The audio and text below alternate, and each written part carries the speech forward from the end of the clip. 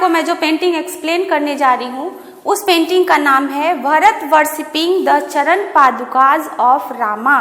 इसके artist unknown है और इसका सब स्कूल गुलेर है। अननोन आर्टिस्ट की वजह से इस पेंटिंग को हम लोग ज्यादा तवज्जो देते हैं और ये पेंटिंग वाकई में बहुत फेमस पेंटिंग और बहुत ही इम्पोर्टेंट पेंटिंग मानी गई है। इसका शीर्षा है 1780 to 85 AD और ये पेंटिंग रखी गई है नेशनल म्यूजियम न्यू दिल्ली में और ये टेम्परा टेक्निक में वॉश कलर से टेम्परा टेक्निक में बनाई गई पेंटिंग है और जो पेपर यूज किया गया है वो हैंडमेड पेपर यूज किया गया है। तो जैसा कि आपको पेंटिंग के नाम से पता चलता है भरत वर्शिपिंग द चरण पादुका ऑफ रामा, तो ये पेंटिंग आपको नाम से समझ में आ रहा होगा कि ये पेंटिंग जो है वो रामायण से ली गई है। रामायण के एक प्रसंग से इस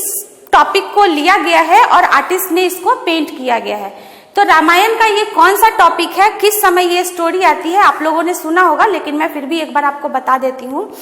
जब श्री राम को वनवास मिलता है और वो अयोध्या छोड़कर वन चले जाते हैं, उस वक्त जब भरत अपने घर में अयोध्या पे नहीं थे, वो अपने ननिहाल में थे और जब वो वापिस आते हैं और उनको पता चलता है कि श्री राम को उनकी माता कैकेयी ने 14 वर्ष का वनवास दिया है, तो वो अपने कुछ प्रजाओं के साथ और अपने फैमिली मेंबर्स के साथ चित्रकूट जाते हैं, जहां राम जी ने थोड़े दिनों के लिए अपना वहां आवास रखा होता है 1-2 दिन के लिए। तो वहां पे जब वो जाते हैं और अपने भाई श्री राम से मिन्नत करते हैं कि आप वापिस अयोध्या लौट आए और वहां अपना राजकाज संभाले और उनकी माता ने जितने भी भूल किए हैं उसको वो क्षमा कर दे, पर श्री राम जी अपने वचन से वचनबद्ध थे। उन्होंने अपने पिता को वचन दिया होता है जिस वजह से वो वापिस लौटकर नहीं आ पाते हैं। तो भरत जी के बहुत ही आग्रह करने पे वो मतलब उसको अपना आइडियल मान के किसी चीज को वो राजकाज चलाना चाहते हैं, जिस वजह से उन्होंने राम जी के चरण पादुकाओं को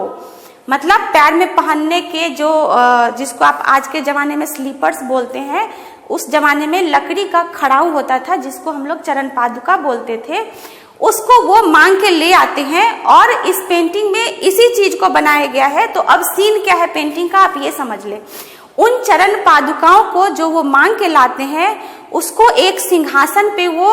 येलो कलर के ऑर्नामेंटेड पिलो पे विराजमान करते हैं, मतलब उसको वहां पे रखते हैं। क्या है? पीले रंग का तकिया है जो फुल्ली ऑर्नामेंटेड है, हीरे मोती से जड़ा हुआ है। उस खड़ाऊ को वो उस पे रखते हैं और बाकी के जो लोग हैं वो हाथ जोड़कर वहां पे खड़े हैं, जितने भी दरबारी हैं, जितने भी वहां की जो दास दासियां हैं वो सभी खड़े हैं और जो राजा भरत हैं वो उस चरण पादुका के पास नतमस्तक है और उस चरण पादुका के ऊपर जो सिंहासन है उसके ऊपर एक व्हाइट कलर की कैनोपी बनाई गई है। कैनोपी किसको बोलते हैं? कपड़े का एक फोल्डेबल टेंट होता है जिसको हम लोग कैनोपी बोलते हैं। उस कैनोपी के नीचे चरण पादुकाएं रखी गई हैं, चारों तरफ से रेलिंग घेरी हुई है, बैकग्राउंड में बहुत सारे ट्रीज बनाए गए हैं, पहाड़ बनाए गए हैं और वहां पे डेली लाइफ से की जो एक्टिविटी होती है, इस पेंटिंग के पीछे के बैकग्राउंड में डेली लाइफ की एक्टिविटीज दिखाई गई हैं। लोग अपना डेली लाइफ और उनके जो घर है वो सब दिखाए जा रहे हैं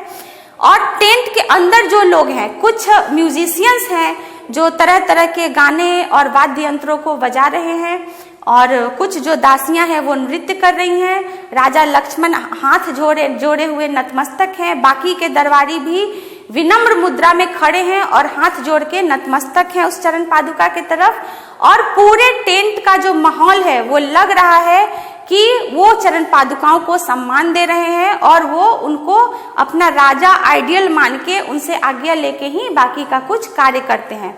पेंटिंग का जो कलर वेरिएशन है वो बहुत ही सेंसिटिव है, जो लाइंस है बहुत ही रिदमिक बनाई गई है और कलर्स के टोन को बहुत ही अच्छे से सजाया गया है। और ये पेंटिंग जो है वो गुलेर सब स्कूल का एक टिपिकल एग्जाम्पल है और यह पेंटिंग सबसे खास बात यह है कि यह मुगल स्कूल से बहुत ज्यादा प्रभावित मानी गई।